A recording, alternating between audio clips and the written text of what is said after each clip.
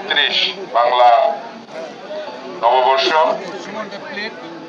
আপনাদের সবাইকে আমার পক্ষ থেকে নববর্ষের শুভেচ্ছা জানাচ্ছি। আজকে আসলে এখানে আসাটা কাকতালীয় ভাবেই অনেকটা বলা চলে, কারণ গতকালকে রাতে যখন আমরা ভার্চুয়াল মিটিং করতেছিলাম আমাদের মাননীয় প্রধানমন্ত্রী, আমাদের নেতা তারেক রহমান সাহেবের আগমন উপলক্ষে, তখন আমরা হাসির ছলে বলতেছিলাম যে বশির ভাই কোনো নাস্তার আয়োজন করবে কিনা, পান্তাভাত এই ধরনের কোনো আয়োজন করবে কিনা।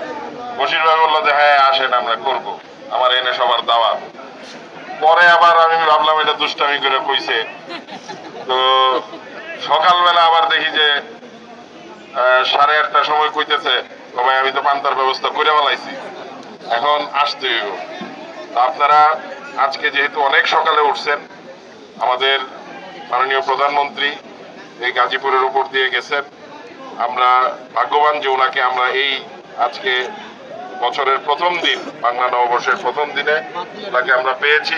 সাত সকালেই উনি এখান দিয়ে টাঙ্গাইল সফরে গেছেন কৃষক কার্ড উদ্বোধন করার জন্য, এবং আপনারা সকলেই টঙ্গী পশ্চিম থানা বিএনপি সহ এবং অঙ্গ সংগঠন সহ সকলেই উপস্থিত ছিলেন, আমাদের নেতাকে স্বাগত জানিয়েছেন, আমিও আপনাদের সাথে ছিলাম। তো আজকের যে কর্মসূচিটা আমাদের ছিল সেটা অত্যন্ত সুন্দরভাবে সফলভাবে সম্পন্ন করার জন্য আপনাকে ধন্যবাদ জানাচ্ছি। আর আজকে বশির ভাইয়ের বাসায় আমি প্রথম আসলাম, আমাদের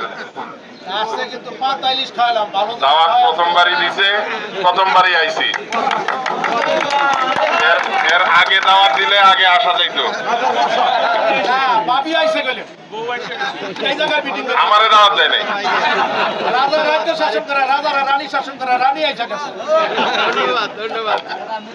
যাই হোক, দেরিতে হইলেও বশির ভাই দাওয়াত দিছে এবং আজকে সুন্দর একটা দিনে দাওয়াত দিছে, এই জন্য ধন্যবাদ। এবং আমাদের আজকে আরো অনেক কর্মসূচি আছে।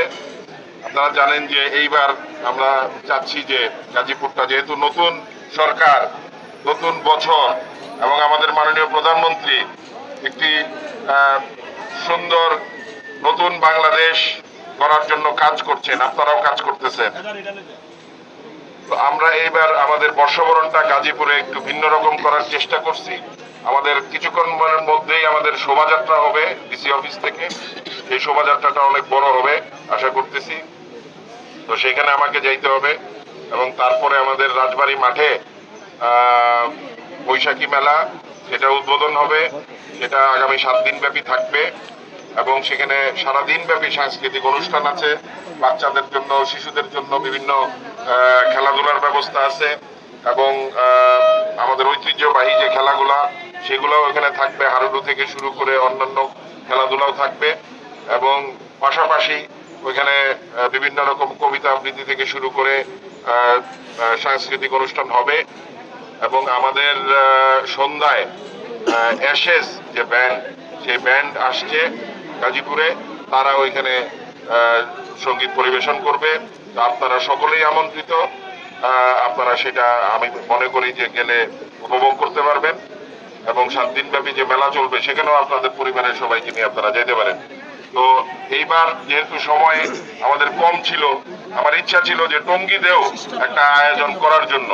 তো তাইলে, কারণ আমাদের এই সিটি কর্পোরেশন, আমাদের এই আসনটা অনেক বড় আসন, টঙ্গীতেও একটা আয়োজন করার পরিকল্পনা ছিল, কিন্তু যেহেতু সময় খুব কম ছিল আমাদের হাতে, এবার করা যায় না। ইনশাল্লাহ আগামীবার আমরা আগে থেকে পরিকল্পনা করে, যে জয়দেবপুরেও হবে, এদিকে টঙ্গীতেও হবে, ঠিক আছে? তো আবারও সবাইকে এবং সবার পরিবারের সদস্যকে আমার পক্ষ থেকে শুভেচ্ছা, নববর্ষের শুভেচ্ছা। বাসায় যারা আছে তাদেরকে সবাইকে নববর্ষের শুভেচ্ছা জানাবেন। সকলকে ধন্যবাদ। আসসালামু আলাইকুম।